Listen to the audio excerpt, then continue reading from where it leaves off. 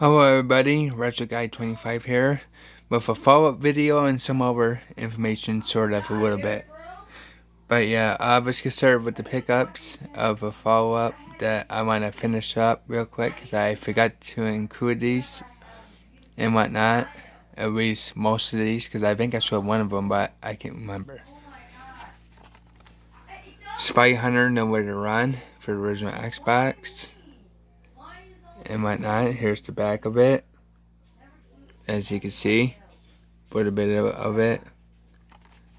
It's one of the games that The Rock did a voice and mocap for. It's pretty good. I would check it out. Tenchu Return from Darkness, which is basically Wrath of Heaven for the PS2. It's that the Xbox version is a little bit different besides the graphics and whatnot. It's pretty good. I really like it. It's a pretty good Tenchu game. I would check it out, look it up on YouTube or something. But yeah. Star Wars Knights of the Old Republic. And this is PC and Xbox only. I don't see it on nothing else. And it's actually pretty good. I would check it out if you want. It's only one player. And it's offline. It's never there's an online kind of like stuff to that, but it's different. Oh yeah, and it's by BioWare Corp. The ones that made it, but the publisher is LucasArts, as you can see right there. But yeah, it's pretty good. Check it out if you want to. Here's Tenchu Z, another Tenchu game. It's pretty good. Except this one. Except this one has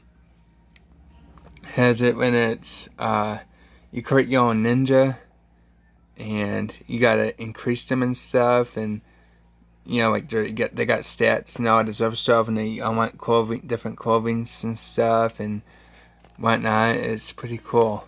But yeah, if you can get your hands on it for cheap, it's actually still pretty cheap. But I'm not sure how cheap, but it's cheap enough though. I didn't pay much for it, and it's complete. Condemned Criminal Origins, the first one for PC and Xbox. That's why it doesn't say only on Xbox 360. This one is, as you can see right here, I forgot to mention, only on Xbox 360, like it literally is, and it's not available for Game Pass or anything, or it's not backwards compatible for Xbox One or nothing.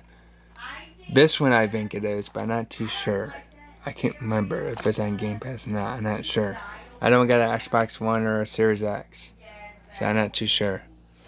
Here's the next one, Silent Hill Homecoming. It's not as scary as some of the older ones from the past, but it's still kind of creepy a little bit in certain parts, and it's actually not too bad. It's just it wasn't well placed, but it's one of the most cheapest Silent Hill games that's out for the Xbox 360 and PS3 and PC, of course, too.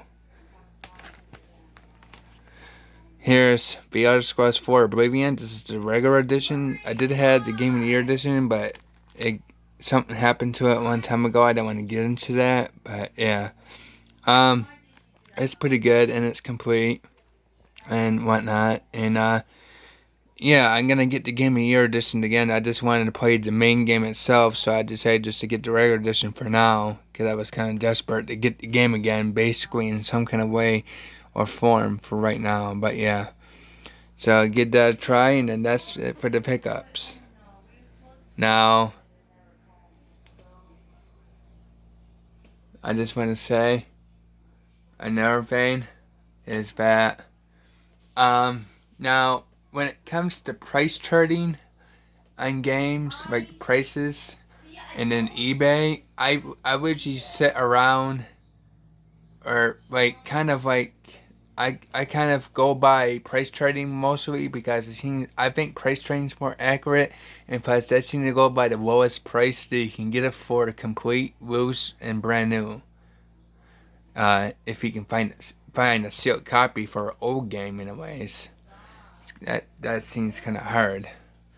But yeah, so otherwise than that, I mean, find it loose and complete, that at least complete condition, and not new complete type deal. Then I think that's more common, because a lot of people like to open up a game and break the seal and stuff and play it and take good care of it if they're gonna take very good care of the video game. But other than that, price trading seems more accurate than eBay, because eBay basically they're gonna set a price for any price they want for what do you want to call it, for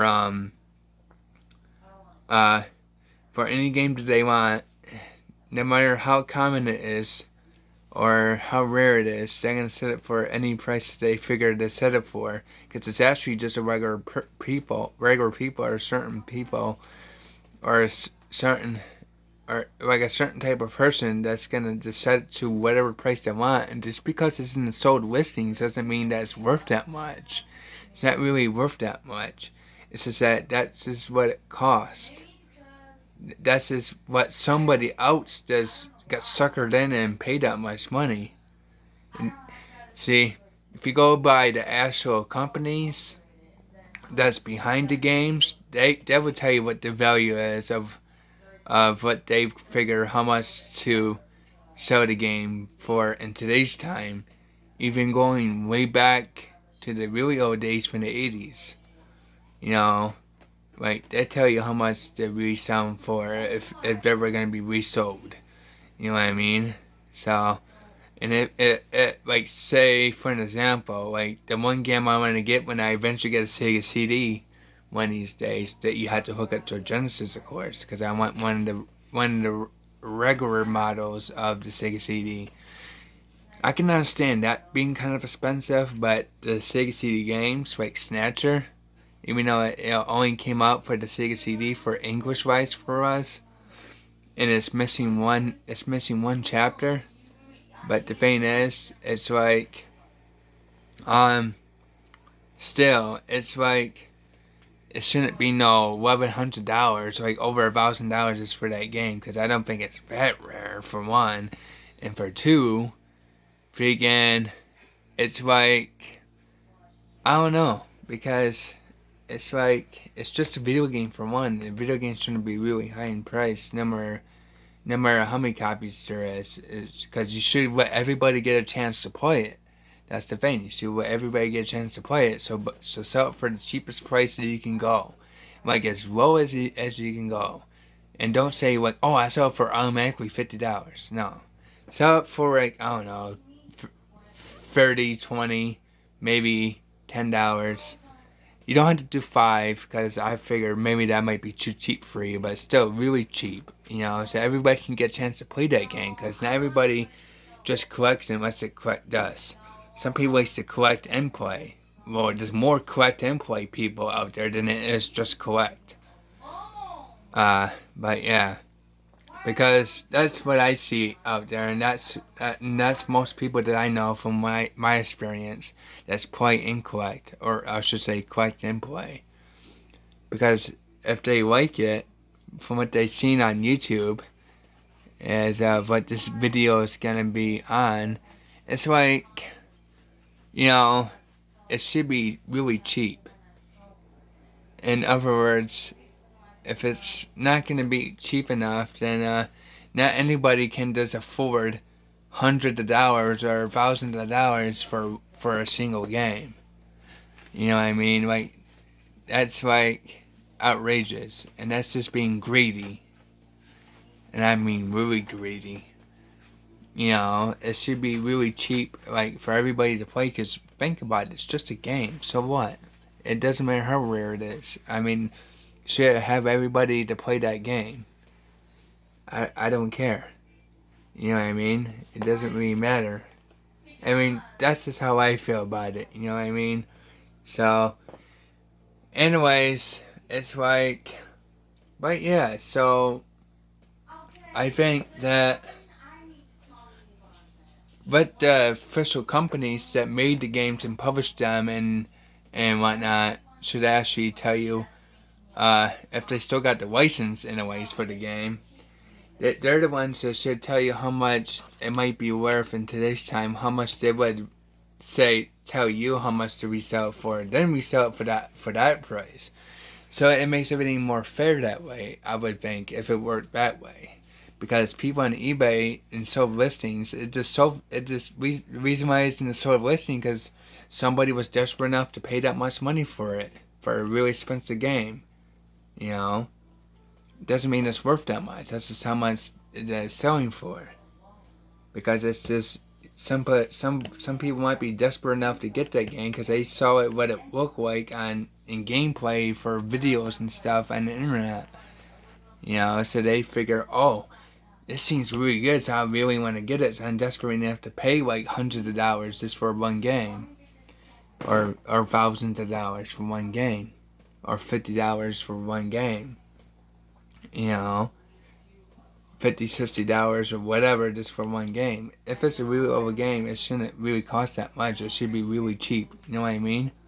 Like, think about it for a second. If this gets out to the people on all over eBay sellers for all kinds of certain video games, then maybe that might lower the price down finally, make it way more cheaper for everybody to get a chance to play that game. Because there's a lot more people that likes to play it too, not just collect it and watch it collect dust. You know what I mean? Figure speech. That man may not really collect dust, but you know, because he does stuff and whatnot. But still. But anyways, I just want to get that stuff out there. I just want to say that, just add that real quick and whatnot. But anyways, just. If you like this content, please like and subscribe and whatnot. If you like this, please like it. And if you really like it, then please subscribe to the channel. I'll show more videos. I usually do about twice a month. Maybe more, but it depends. Usually twice a month if I can.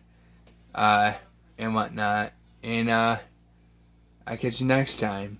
But yeah, seriously, like... for real. Like, come on. Like, I don't know. I guess that's all I gotta say. It's like, just keep in mind that, you know, that it's just a game for one, and it shouldn't really be that high, no matter how old the game is, or whatever, or how popular it is, or how rare it is. It shouldn't really matter, because it's just a game. Everybody should get a chance to play it. That's my point. But anyways, like, subscribe, and whatever. If you really like it, you subscribe. And I'll catch you next time. See ya.